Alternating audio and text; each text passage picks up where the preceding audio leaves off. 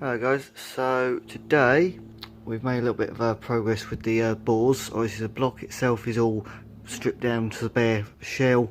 The crank and the camshaft, for example, are sitting there waiting to be cleaned up a bit more and then sent off for regrinding.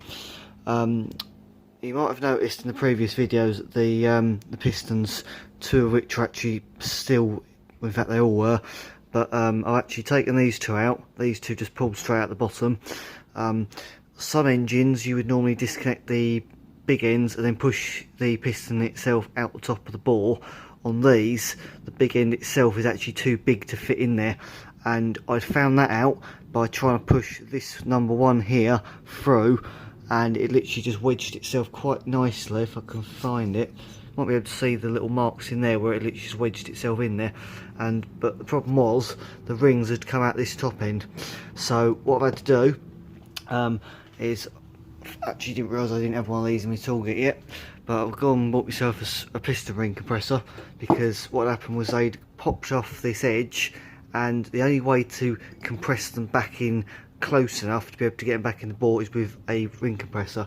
Basically what they do is, that's the rings like that standard loose, and when they're all compressed together, that gap you can see there is absolutely tiny. And basically the idea is it sits virtually flush to the outer edge of the piston, but the amount of sprung force in it pushes it out against the bore, and that's what gives you your good gas seal in the bore itself. You got two compression rings, top one and middle one, the bottom one there's a scraper ring. On this engine, we're pretty certain that the scraper ring's working quite nicely, because it was not burning oil at all, which was quite a nice thing for someone to tell me. But obviously we know that number one, and I think number three, if I remember rightly, are the ones with low compression. But just got to get a calibrated vernier gauge so I can test it and see exactly whether or not the bores need to be replaced or not, because on these you can probably notice you can remove them, so you can buy a new set of barrels and it'll have new pistons and rings fitted in it. You just got to take it out and refit the con rod. You can see the bottom half of the bore here. You can see the cross hatching in this bit here, which is different colour as well, and the bottom half is quite a bit shinier. But if you do look closely, I'm not sure you can see it on the camera, you might be able to, there is still some cross hatching in the top section. And if we run our finger along this top edge here between basically TDC and the top of the bore, if you can feel sort of a ridge, then that indicates there's some wear there. I don't think I can feel a ridge there, so that's quite good. But the way we would check it is with one of these little things. I'll pull my little set here out, and this is a 73mm bore, so we would want the 50 to 91, and basically it's like a pin that goes all the way through a T-piece. You spring them together like that and pop them inside the bore like so. If I can do it one-handed, that is, there we go. And then you've got a screw at this top end. You do that up like so, make sure it's nice and square so that you're getting the full width of it, and classically it will nicely just slip into the widest part, because that's just that's just what it does. And then you can pull it out like that, stick it in either a micrometer set to 73mm, or you put it into a vernier that's calibrated. And sadly my vernier is not calibrated. I've changed the battery on it, and since changing the battery, apparently that's smaller than 73mm. So yeah, I've got to get hold of myself either a micrometer, which wouldn't be a bad thing, I haven't actually got one yet, or a new vernier, or get that one calibrated, so I have to find out. But for now, we've done this part, and we've now got the pistons all out and laid out, as you can see, so we can start actually cleaning things up nicely. But the nice part is the gudgeon pins themselves don't seem to have any play in them.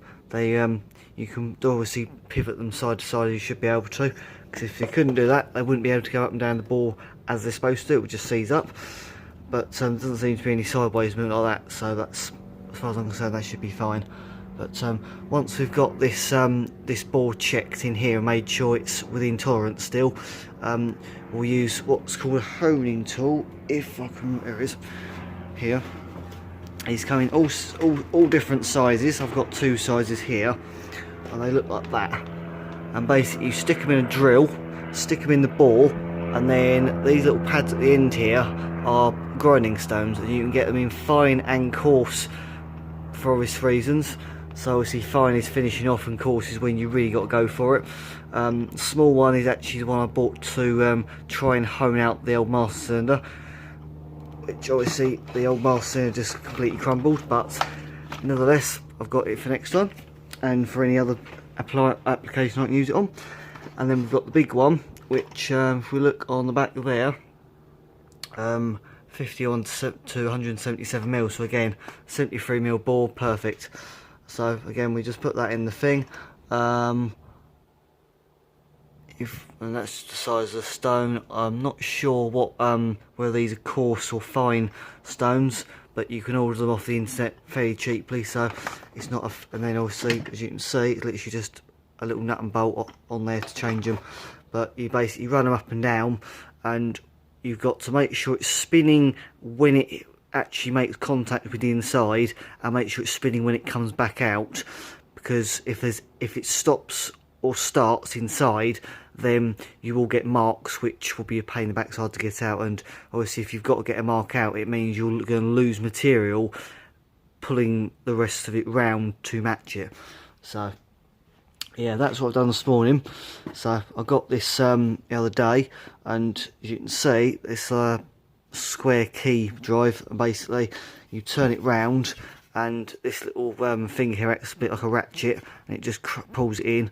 And if you want to release it, you press that button down and ping. It does ping out quite well. It quite shocked me first time. And you'll notice that the bands, they sit in different positions. Basically, as you can see from that one there, it's pinned in place.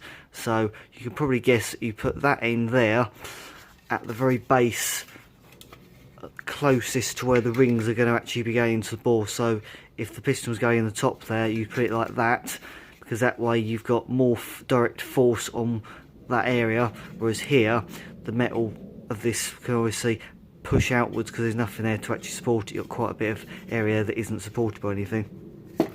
So yeah, that's the progress I made today, and I'm hoping to get the crankshaft down there taken to somewhere local, hopefully, and get them to tell me how much needs taken off, and I can order the shell bearings. So that's all ready to go. And I might get the entire thing polished just for peace of mind, but we'll see what they say, because obviously if an expert says no, it should be fine, then I'm happy to trust their opinion.